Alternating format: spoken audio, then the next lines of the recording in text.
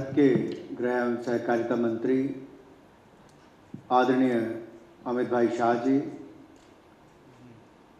सूचना प्रसारण मंत्रालय के राज्य मंत्री आदरणीय डॉक्टर एल मुरुगन जी, सचिव श्री अपूर्व चंद्र जी, सीओ प्रसार भारती मयंक अग्रवाल जी, सभा में उपस्थित भारत सरकार के सभी माननीय मंत्रीगण, सभी माननीय सांसद, पूर्व सांसद, सभी अधिकारीगण, आदर के योग्य मेरे सभी भाई और बहनों और मीडिया से आए हुए मेरे प्रिय मित्रों, स्वराज कार्यक्रम के स्वराज धारावाहिक सीरियल के आज इस उद्घाटन समारोह में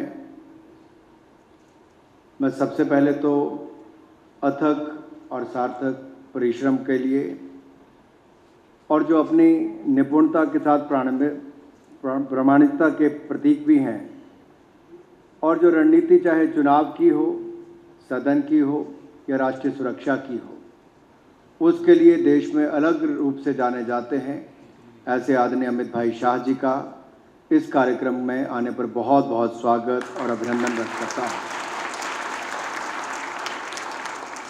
माननीय प्रधानमंत्री जी के नेतृत्व में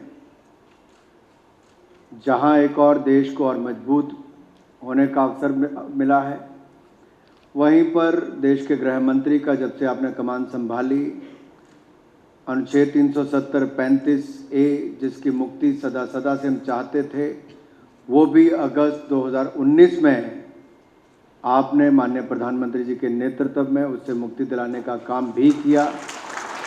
ऐसे बहुत सारे कानून जिनसे मुक्ति पाने की आवश्यकता थी, उनसे भी, और जो कानून नए लाने की ज़रूरत थी वो भी करने का काम किया है। राष्ट्र की सुरक्षा और मजबूत हो, उस दिशा में भी काम किया। आपने अपना कीमती समय आदरणीय अमित भाई शाह जी आपने निकाला है, इसके लिए मैं सभी की ओर से आपका बहुत बहुत आभार भी प्रकट करता हूँ और आपका अभिनंदन भी करता हूँ। अपनी कलम की धार से जिन्होंने भारतीय मानस में देशभक्ति की ज्वाला धधकाने वाले महान कवि रामधारी सिंह दिनकर जी की कुछ पंक्तियाँ मैं जरूर यहाँ पर कहना चाहता हूँ। जला अस्थियाँ बारी बारी, चिटकाई जिनमें चिंगारी, जो चढ़ गए पुण्य वेदी पर, लिए बिना गर्दन का मोल, कलम आज उनकी जय बोल, आज उनकी जय बोल। और आज देश भर में आज़ादी का अमृत महोत्सव मनाया जा रहा है। 75 वर्ष आज़ादी के पूरा होने पर देश में मानो एक नया वातावरण खड़ा हुआ है। अभी 2 दिन पहले ही लाल किले से विजय चौक तक जिस तरह से तिरंगा यात्रा निकली, हजारों युवाओं ने, सांसदों ने, मंत्रियों ने उसमें भाग लिया। मीडिया से लेकर सोशल मीडिया तक तिरंगे की गूंज देश और विदेश में गूंज रही थी।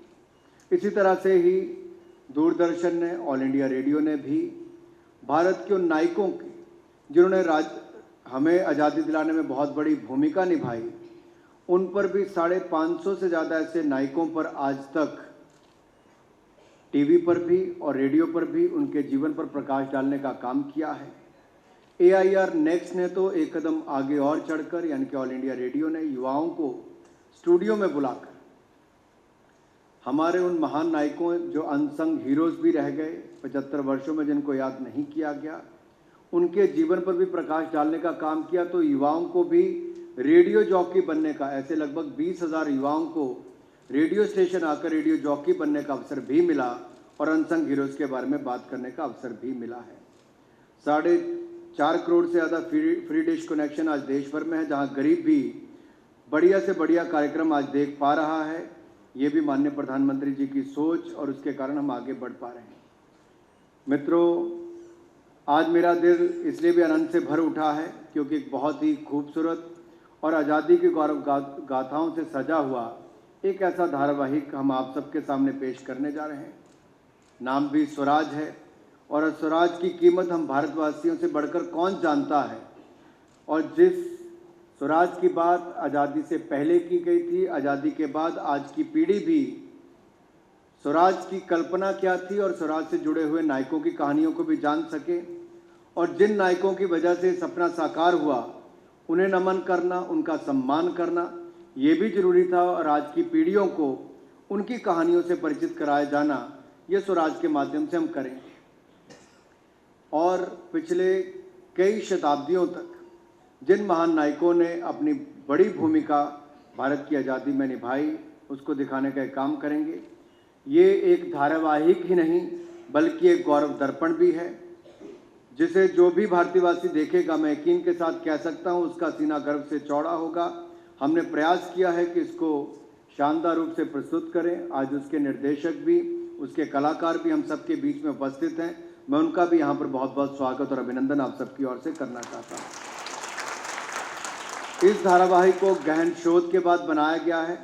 देश के कोने कोने से दस्तावेज, कहानियाँ, तथ्य और तस्वीरों को एक कड़ी में जोड़कर प्रामाणिकता के साथ इसको पेश किया गया है। और मुझे हर्ष है ये कहते हुए कि ये महज धारावाहिक ही नहीं बल्कि एक सांझी विरासत भी होगी।